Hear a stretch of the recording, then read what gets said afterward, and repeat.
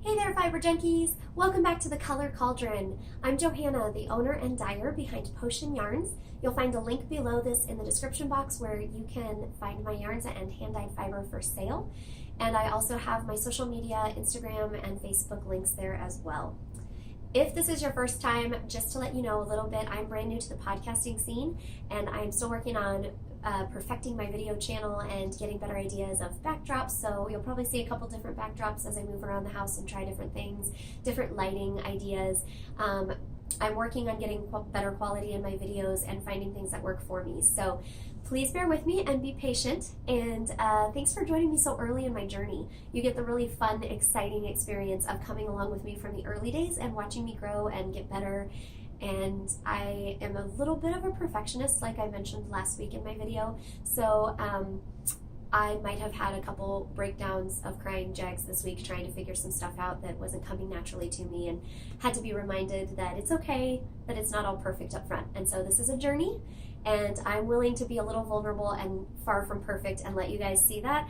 And I really appreciate you guys giving me patience and learning with me and just letting me take the time to figure things out. So thank you for joining. If this is your if you're a returning viewer and you watched my first video last week, thank you so much. I was blown away by how many of you guys tuned in last week, how many of you guys subscribed to my channel the very first day that my video was out, and how many people saw this brand new podcaster with blue hair and kind of a weird squeaky mouse voice and decided to take a chance and subscribe to my channel. So thank you guys so much for your support. That really meant a lot to me because I know my videos aren't perfect yet and I am brand new and I know I talk too much.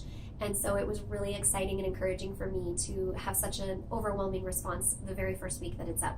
And hopefully we'll just continue to grow together and get better, and I will continue to improve the quality of my videos. One way that you can help me do that is by leaving a comment below this video or on my social media, and let me know what kinds of things you are interested in seeing in the videos. I've had all the suggestions from just questions about my business, questions about yarn dyeing in general, questions about yarn and how to knit with hand-dyed yarns or what kind of projects to use, technique video ideas. I really take any suggestion, and I can't promise I'll get a video for every single suggestion out, but I'm going to do my best to hit as many as I can, and I'm going to work my way through a list that I already started compiling last fall of ideas that people told me they wanted to see. So we'll keep working through those. Please send me your suggestions and ideas so I have some new content ideas that I can think about. Today we're going to talk about monogamy and what I'm knitting. Several people mentioned that they wanted to see the projects I've been working on to get ideas of what to use my hand-dyed yarns for, and just kind of see the things that I'm making. It's kind of fun when you're obsessed with yarn. It's really fun to be able to talk about yarn with people that get it. And it's really fun to be able to see what people are knitting because it A, gives you good ideas for your own patterns. You can go find patterns you wouldn't have found otherwise. And B, it kind of gives you a good idea to explore the pattern, hear people's thoughts on it, kind of like people's project notes on Ravelry. It can be really helpful when you're considering a new pattern to look through the projects on Ravelry and see people's notes. And I am campaigning for people to do more notes on Ravelry for their projects because some people put very little up there, and I get that because I'm actually guilty of that too. But it's really helpful when you're considering a new pattern to see the kinds of things people had issues with or that they struggled with, to see the kinds of things that they would recommend if they did it another time around, or just kind of a heads up, like a warning sign of, hey, this part of the pattern's really tricky, or hey, it worked better when I used double pointed needles instead of a circular, or whatever it is. Okay, so let's talk about what I'm knitting. To begin with, I told you we'd talk about monogamy. I believe that monogamy really is only appropriate in my life, in my marriage. I'm a monogamous wife, but that's the only area of my life that I practice monogamy. I am so terrible about spreading myself too thin and taking on too many things at once. Part of that is because I'm really good at multitasking, generally, but it's also just because I have a widely varying interest. I love learning, I love doing new things, and I love creating things, making things, being involved with stuff that I'm passionate about, and I find it easy to get excited and inspired by other people's passion. So I frequently take on lots of different hobbies, jobs, skills, different things I like to dip my toes into. So with that said, I am not a monogamous knitter by any stretch of the imagination. In fact, it's so bad, I don't even know how many projects I have on the needles right now, and I guarantee you we're not going to see them all today. but I wanted to show you a few of the ones that I've been working on the most, that I'm most excited about, and then 2 projects that I'm about to cast on very soon. So to start with, I have a new project I wanted to share with you, which is actually a test knit. If you guys aren't familiar with test knitting, it's basically when a designer creates a pattern. Before they release the pattern for sale on Ravelry or their website or wherever, they will ask for test knitters, people who will get a copy of the pattern when it's not quite finished yet, and they will work through with suggested yarns or with their own yarn. They will work through the pattern and knit it up and take good photos and make a lot of project notes on Ravelry and pop it up there so that when the pattern releases, there's already projects. Real people have knit this or crocheted it and made it, and here's what they had to say. It gives the designers a chance to showcase different yarns and colorways in their pattern so more people are inspired to buy it and try their own colors. And it also is really invaluable because the test knitters give feedback to the designer on how the pattern is written, and they help to kind of be like a proofreader. They catch little errors, math errors, or hey, I don't think you meant to say this, or this is really confusing, could you reword it? So this is my first time being a test knitter, and I really appreciate this designer, and I hope I say her name correctly. So if I don't, I'm so sorry, but I think it is Raylan Finch. But I will put a link to her Ravelry and pattern below. This pattern is going to be coming out, I believe she said it was January 20th. It's towards the end of this month, so it's about to be released, and I am sweating it out because I really procrastinated a little bit on this one, and I've got to get this finished in the next few days, but I'm almost there. So this is the Hold Sway sweater. As you can see, hopefully you can see this, it's a really drapey, beautiful, kind of almost tunic style top. And what I like about this is you knit it with this, it has raglan style sleeves, which I love, and they're 3/4 length sleeves, which I also love. And then it's gently fitted through the bust without being real tight, and then falls in an A-line shape from the under the bust to this kind of swingy, drapey hem. And the coolest part about this sweater, in my opinion, is the hem. And hopefully you can see this. So in the front, she has these little points that you create, these little mitered points, and they just make this really beautiful shaping on the bottom, and then the back kind of comes down in this really pretty curving drape. This is knit with my yarn from my shop. I'm using the Fairy Wing Fingering, which is 80% superwash merino and 20% silk, and it just gives this really beautiful light drape to this sweater, so it just feels like just cozy and soft and lightweight, and it has this absolutely amazing drape. And the other reason I chose this yarn is because the silk content in this yarn makes it very, very strong and very, very fluid, so it drapes really well. I hope you can see this color. I'm still experimenting with how close to get to the camera on these, so if you can't, I apologize. I'll try it several different ways. But this is the Bee Stung Lips colorway in my shop. This color is a really gorgeous pinky red. It's a red with flashes of fuchsia and kind of a purpley black glaze. And it's a semi-solid tonal, so it shifts between the colors without creating any stripes or pooling. And I just love it. I love the combination of the kind of pink and red look that it has, because it's just like the perfect shade of lipstick, in my opinion. And it was part of my 1920s Jazz Age collection last year. And the collection is no longer available as the 5 skein set, but I do have a couple of the individual colorways, including the Bee Stung Lips, which was my favorite from that collection. It's still up on my website, and I'm going to be dyeing up some more of the Fairy Wing Fingering in the next week or two, so that about the time this pattern hits, it'll be in the shop, and you guys can go and get a sweater quantity. You should be able to order a sweater quantity right now. In my dyed to order section, if you go to the sidebar menu, it has ready to ship yarns and dyed to order. Dyed to order means I keep those bases, certain of my bases, in stock all the time, and I have certain colorways that I can produce pretty much whenever you want to order it. And so if you need like a whole sweater quantity worth of this yarn, you can go in, pick your base, and the Fairy Wing is one of the options, and then put in how many you want, and I'll dye it up and send it to you. But I'm hoping to get some more of these ready to ship in the shop in the next few weeks, but if you don't want to wait that long, you can go ahead and order dyed to order now, and it'll get dyed up and out to you even quicker. So that's the first thing I'm doing. I'm going to put a link again to that pattern below. You should definitely go check it out. I am really enjoying this pattern. The short row shaping of the hem is really, really beautiful. I love the way it drapes and falls. I love the shape. It's unlike anything I've knit before, and I've knit quite a few garments, And it's not really that it's hard. It's not really that difficult. It's just unusual. So you really have to read the pattern notes carefully, and it's important you keep all of your markers, your stitch markers. When she tells you to place a marker, do it. Don't live on the edge here and try to remember where it's at.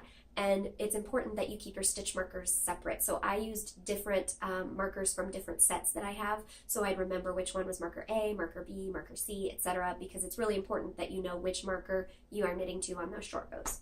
But I would highly recommend the pattern. It's really fun. I'm enjoying it a lot, and I'm so grateful that I was able to be a part of this this test knit. It's been really, really fun. So let's move on to the next thing I'm knitting, which is also a sweater and also in my hand-dyed yarns. This sweater I started months ago, and I keep putting it down, not because I'm not enjoying it, but just because I will get other things that I'm even more excited about, or things like this test knit that I have an actual deadline and I have to get done. I put it down to do some Christmas gifts, things like that. But I'm picking it back up, and my goal is to finish by February, because this is going to be a really great sweater for spring. This is the Jolie pullover, and I cannot pronounce the designer's name, so I apologize for that, but I will put a link to the pattern below in the description box, and you can go find the Jolie sweater on Ravelry. It has this, I don't know if you can see this, but this beautiful lace at the top. So it's knit from the top down, and you make this really beautiful lace that'll look even prettier when it's blocked. And it's not difficult if you're familiar with lace. If this is your first time with lace, not that you couldn't do it, but definitely pay attention to your pattern and be really careful to make sure that you're counting correctly, because it is lace on every row, and it's easy to get off because it's not difficult. It's just a lot of yarn overs and a lot of holes, and you really have to keep your stitch counts careful. But it's not a difficult pattern, and then once you get through the lace part, it's just stockinette on the body, and then you go back and pick up the sleeves and knit down. I've done one sleeve already, and I just started on the second one, so I'm almost finished. But I love this pattern. It's really pretty simple, especially once you get through the lace, and it's really pretty, and it just feels cozy, like a lightweight, soft, cozy sweater for spring. So I'm really excited to finish this. The colorway that I'm using, I hope you can see that. The colorway that I'm using is my pink Moonbeam from my shop. This was a challenge for me. I tend to gravitate towards really bright, saturated colors, jewel tones, really bright neons, really dark shades of color. So it has been really tricky for me when I'm trying to dye lighter shades and pastels. And I love knitting with light shades and pastels. I love neutrals when I'm knitting. I just don't like to dye them as much. So last year I set myself a goal, last summer I think, that I was going to try to create a really soft, barely there pastel pink. And it took me a couple tries, but I finally was able to come up with this pink Moonbeam and just love it. And it's like barely there, whisper soft ballerina pink. And it's a semi-solid, so there's little flashes of silvery gray and white and soft pinks throughout. But it's really, really pretty, and it's knit up in my Kundalini base, which is a special base I don't carry in the shop all the time. It's I just have a few of them. I get them from kind of a different supplier than my main yarn sources, so I don't get to have it all the time. But when I do get it, I love it. It's just in small quantities, but it's so soft and pretty, you guys. It's 50% superwash BFL, which is becoming a much more popular wool than it used to be, and I love it, and 50% alpaca. And the alpaca gives it a little bit of a halo, so it's a slightly fuzzy yarn, and it makes it very warm while still maintaining a really lightweight feel. So it's not a heavy sweater at all. It's very soft and lightweight, but it's very warm. Alpaca tends to be warmer than wool. So for the reason that it's pretty warm already and that it has a halo are the two reasons that I chose to knit this with just a single strand of fingering weight yarn. The pattern actually calls for a strand of fingering and a strand of lace weight on this top lace section, and then you go into just the one strand on the bottom. But I knit the whole thing with just one strand because I didn't have a lace weight that matched, and I was too impatient to start it. I didn't want to dye up the lace weight to go with it. So I just decided to start the way it was because it already had a bit of a halo, and so I thought it was just fine on its own. But I'm loving that pattern. I'll put that link below again so you can go check that out in Ravelry. Let's move on to my next thing. The next thing is something new for me, and I'm really excited about it. I decided that I was going to try my first sock blank ever this year. And so back in July, I had met and exceeded a couple sales goals for my shop in my first year of business. And so I was feeling pretty good. And so at the end of July, I treated myself, and as a reward, I allowed myself to buy a hand-painted abstract sock blank from my friend Gina at Beach Bum Yarns.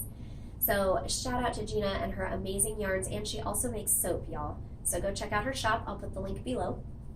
But she does these abstract sock blanks, and so you don't get to see them usually before you order them. You just place an order for a custom painted sock blank, and then she goes in and creates a beautiful one-of-a-kind work of art just for you. And I was blown away when I opened this package. It was just so pretty. I wish I had the whole thing to show you, but I've already been knitting on it, and I've almost finished my first sock. So this end has already, I've already knit with a lot of the yarn, so you can only see this. But it's knitting up absolutely gorgeously. And for those of you that aren't familiar, a sock blank is a machine knitted rectangle where they take bare yarns, knit it into this rectangle on a knitting machine, and then you dye it. And there's a variety of different ways you can do that: hand painting, dip dyeing, kettle dyeing, whatever. But you dye up your blank, and then when you go to knit, you just take one of the ends that's loose and you unravel. Just like that. It's so addicting once you start. I was really like, I didn't get it before I started with one. I just thought, okay, that's weird, and then the yarn's all crinkly because it's been knit up, and I don't know about that, and I don't know, it doesn't seem that great to me.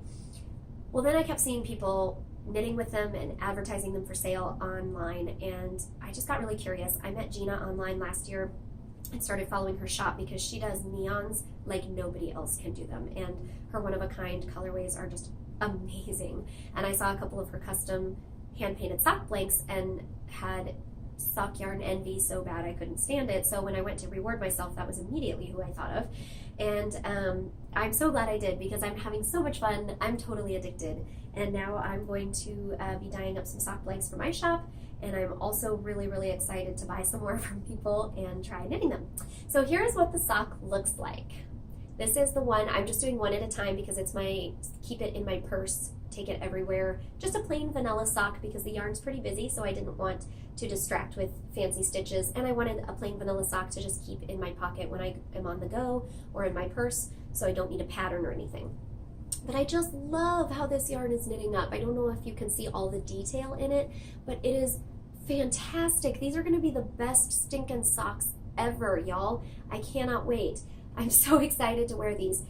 And I also tried something new for me. I don't have a pattern, I just am knitting toe-up socks, but I did try the Fish Lips Kiss Heel. So if you can see that, this was my first time working the Fish Lips Kiss Heel, but again, online in a bunch of the yarn groups I'm on in Facebook, or people that I see on Instagram, everyone's been talking about this Fish Lips Kiss Heel. And I tried several other heels and liked them just fine, but I thought, well, I want to expand my repertoire, try something new. So it's only $1 pattern on Ravelry for the technique of the Fish Lips Kiss, and she breaks it down in tons of detail. She tells you how to do it toe up or top down, so you can put it in any sock pattern you have. I highly recommend that. I'll put a link to the Fish Lips Kiss below, and I really like it. So I'm excited to try my first pair of socks with that. So if you guys have knit with sock blanks before, tell me what you make with them. Do you just make socks, or do you make shawls or sweaters or anything else? Because I hoarded that from July to Christmas. I didn't cast on until Christmas. And even then I was struggling to decide what to make with it. I kind of wanted to do a Stephen West like crazy funky shawl, but I also kind of wanted to do a sweater, and I kind of wanted to just do a pair of socks. And I finally went with the socks traditional route, but I'm thinking about ordering some more sock blanks, or maybe dyeing up my own to try a really funky sweater in the future. So I don't know, we'll see. What do you guys make with it? Okay, next project.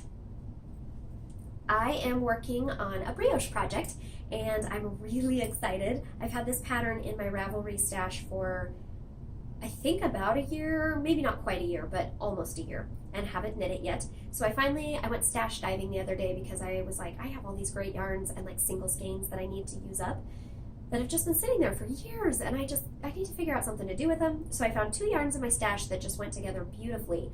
And I cast on the Rebel 2 shawl. It's a 2-color brioche by Leslie Ann Robinson. on Ravelry. She's Knit Graffiti on Instagram, and I will pop a link to her Ravelry store below. I highly recommend following her on Instagram. Her photos are beautiful. I love to follow her account. And so this is a totally reversible 2-color brioche.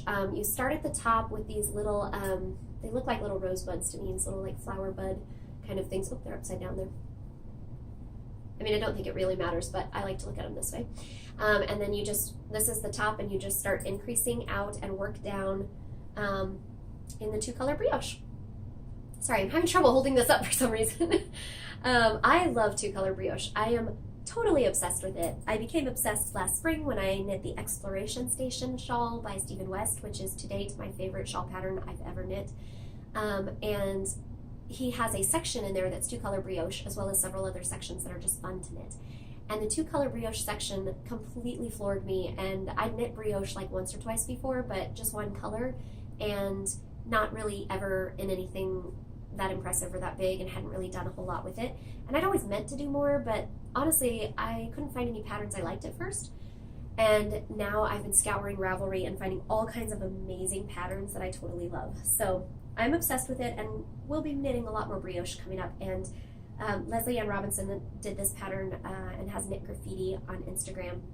She is like the queen of brioche, and she designs tons of brioche stuff, and it's all really pretty. So I'm using Malabrigo Machita, which is their single ply fingering weight, for my bright crazy rainbow color. And I should have looked up the colorway before I started filming, and I totally forgot to. I am almost positive it's Diana, but I'm not positive.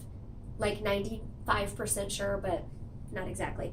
But it's got a lot of yellows and greens and oranges in it. So I chose to pair that with a skein of really warm orangey reddish brown.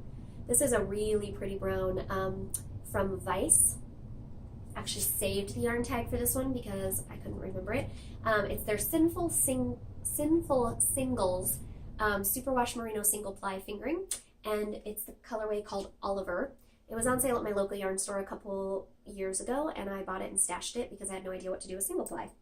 And 2-color brioche is amazing with single ply, so that's my new thing. And I'm super excited about that. Okay, last 2 projects I want to tell you guys about is the 2 that I've been drooling over for a while and been planning to cast on and haven't gotten there yet. But I did cake my yarn this week, so I'm ready to cast on, and that's happening very soon. But keep in mind, like I said, these are not all the projects I have on the needles. I've got several more lurking around the house that I'm just not going to show you today. So I have a little bit of guilt about casting on 2 new projects when I still haven't finished all these other ones. And I'm really trying to finish the Hold Sway sweater for the test knit. I think I only have like 10 or 12 more days, something like that. So I'm going to really put some effort into finishing the Hold Sway because I'm so close right now. And then once I get done with that, hopefully I will have less guilt about casting these on, but I still might cast them on in the meantime. The first one is the Oracle Shawl by Kristen over at Vullenvine, and she also has the Yarngasm podcast. So I'll put a link to her shop below, probably her Ravelry, so you can find the pattern. The Oracle is a big pie shawl, so it's knit from the center out in a big circle, and you have regular increases that create an even circle as you go out. It was a formula developed by Elizabeth Zimmerman, for those of you that aren't familiar with them. And they're really cool. I've never knit one, but I've always wanted to. And I've had like several in my to knit list for forever and just haven't gotten around to it. And I was watching Kristen's podcast last year when she brought this pattern out, and I was just blown away by how pretty it was. It has brioche in it. It has 3 colors. It's got some lace in it. It's just really pretty. And you can wear it several different ways. It's a huge, massive shawl, and I'm really excited to knit it. So it took me forever to find colors. I bought the pattern months ago and just couldn't figure out what I wanted to make with it. And I ended up going with 3 of my hand-dyed yarns for my shop. So I've got them all caked up. And pardon my messy cakes. My ball winder broke right in the middle of caking up like 10 skeins of yarn this week. So my cakes look all kinds of crazy, and one of them got very, very tangled and had to be cut a couple times, so it's in several smaller balls now thanks to my broken ball winder. So guess what I'll be ordering this week. So the first one is one of my favorite colorways in the shop. It's called Pink Ruffle Panties, and the color is really hard to see on here because it's so soft and subtle, kind of like the Pink Moonbeam, but it's a white background, and then I've speckled pink, mauve, and kind of purpley pinks over it with a little bit of silvery gray. and it's just really soft and girly and pretty and feminine, and it's my light color for this shawl. I'm so excited because this is the Matahari singles yarn from my shop. It's 70% superwash merino, 30% silk, and it's a high twist single. So it's twisted more tightly when they spin it than the traditional singles, which makes it a little bit stronger, less likely to pill. But I haven't knit with it yet. It's a relatively new addition to my shop, so I decided I wanted to use this skein because it's my favorite colorway, and because I wanted to test out the base and see how it knits up, since I haven't used it yet. So I'm using that one, and then I put it with this gorgeous, gorgeous dark purple, blue, and black variegated colorway that I did called Dark of the Moon. You can still find some of these in my shop. This is on the Seductress sock, which is a sparkle base, and this one was an Oopsie skein, one of my batches. I didn't have any trouble with the other ones, but for some reason this skein didn't come out quite right, and the colors look beautiful, but some of the sparkle just got a little dulled down, so it's a very subtle sparkle, not as sparkly as my normal Seductress skeins, but it still has a little in there. It's still really pretty, and I just loved the colors. I don't know if you can see how that caked up, but you can see how it has several shades of purple, blue, violet, and black in there, and it gives it a really kind of dark, edgy feel when combined with this soft, girly shade. And then my third color is a brand new colorway I just released in the shop last week called Lady Absinthe. And this is actually 100% superwash merino 2-ply fingering. And I only have it in the bombshell currently in the shop, but it is also a dyed to order, so you can order it on any weight or base that I have in regular stock. And I'm going to be bringing out some more fingering weight yarns with this one pretty soon because I love this color. It's a very subtle tonal, so it does still shift between different shades of green, but it shifts really subtly. It's not a very high contrast yarn, and it's like the perfect chartreuse. So it's kind of yellowy green. It mixes a neon green with some more kind of antiquated, mossy, bronzy greens. So I really love it, and it's going to look amazing with my other colors. So that's going to be my Oracle shawl. Hopefully I'll get to that very soon. The last project that I have to share with you is my So Faded pullover. I made such a stink about the What the Fade and Find the Fade last spring. I was like over it because everybody was talking about it. Everybody was knitting Find Your Fade, and I hope this doesn't make you unsubscribe from my channel when I share with you my real feelings about Find Your Fade. I hate that shawl. I never knit it because I thought it looked stupid and ugly, and like it didn't seem worth the hype. I didn't know why everybody was paying for a pattern when I'm like, you can basically just do that yourself. I didn't like it at all, so I ignored it. What the Fade was better because it had that 2-color brioche section. It had a little more traditional shape. I was kind of into What the Fade, but I still didn't knit it. And I was also just getting my feet wet as a yarn dyer, so trying to make kits to keep up with all the fades was just overwhelming. Well, this fall I got up the gumption to join a knit along and did the Comfort Fade Cardi, which I wore last week in my video. So if you go back and watch episode 1, you will see my finished Comfort Fade Cardi in a set that I dyed in my shop and offer for sale. It's still available in the shop under Yarn Clubs and Collections. And I loved it. Oh my gosh, I got so obsessed with that pattern. I'm planning to knit a second one. I just haven't done it yet. And I joined another knit along this month for the So Faded pullover. And so this one uses fingering weight yarns, and you can do it with as little as 3 colors or as many colors as you want. Literally, you could probably use 20 colors from your stash, just little bits, and just fade more often. And you could use up leftover odds and ends, which is probably what I should do. But instead, I decided it was a great time to make more kits to sell in the shop, and I'm going to knit one of those kits so that you guys can see it. It's my Vintage Pastels kit. And so it starts with Marvelous Darling, which is a really pretty mauve tonal, kind of lavender mauve-y color. This was actually a colorway inspired by Kristen at Vine because she loves mauve, it's her favorite. She calls it mauve. And I just really liked that shade and looked into several different shades of mauve and came up with this one. So Marvelous Darling is how we start. Then it goes into Pink Ruffle Panties. You know it's my favorite. The little pink and gray speckles. And then we fade into Panties in a Twist, which is another super fun colorway. It's a speckle, it's a rosy lavender background with darker speckles over the top. And then We have Tempest in a Teapot, which this one's really hard to tell the color because it's so soft and subtle, but it's a really light kind of grayish beigey background with darker speckles over the top, and it reminds me of vintage china for some reason. But that's Tempest in a Teapot. And then the last color is currently drying downstairs right now because I just dyed it for myself, and that's 10-Year-Old Japanese Ninja. So I'll be bringing a few more of those skeins to the shop because that one consistently sells out. It's so funny, when I dyed it, I thought I would dye one batch of it, call it good, and never look at it again. And it sold out in record time. I dyed a little bit more, sold out, dyed a little more, sold out. And I can't keep that one in the shop, which is awesome. I love it. It's a minty kind of tonal background, so it goes from white to kind of like minty aqua.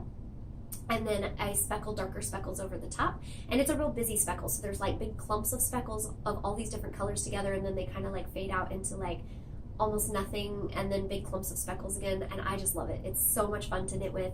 It's a really great speckle. So that's going to be my last color, so I'm doing 5. The sets in my shop, I have 6 different pre-selected sets for the So Faded pullover, and they each come with 5 skeins, which gives you enough to knit anything from an extra small to an extra large size. And if you need an extra skein or 2 for the last 2 extra large sizes, you can just order one of the sets and then tack on a couple extra balls, or just send me a message and ask me to set up a custom set for you. I can also do custom colorways if you guys want to set up something that you don't see the colors you like in my shop already. You can message me and ask about help putting together color palettes from the colorways I have in my shop. So let me know if you want help with that. But that's basically it, you guys. I do have more projects, like I mentioned, that I'm just not showing today, but I need to keep a few secrets to myself, right? Like how large my stash of works in progress really are. You don't need to know that. I don't even know that. I don't know how many I have. I have had startitis so bad lately, so I'm trying to get that under control. But thank you guys for joining me and tuning in. Please click the like button, subscribe to my channel so you don't miss a video. I've got some exciting new videos coming up, including some knitting technique videos. We're going to be talking about how to use hand-dyed yarns. I'm going to be talking about the difference between like solids and semi-solids. Lots of other things. I'm going to be answering some questions that I get asked a lot about my yarns and about my hair color inspirations and different things like that. So go ahead and subscribe so you don't miss a video, and leave me a comment to let me know what you want to see more of. But that's about it. It's time to cast off. Love you.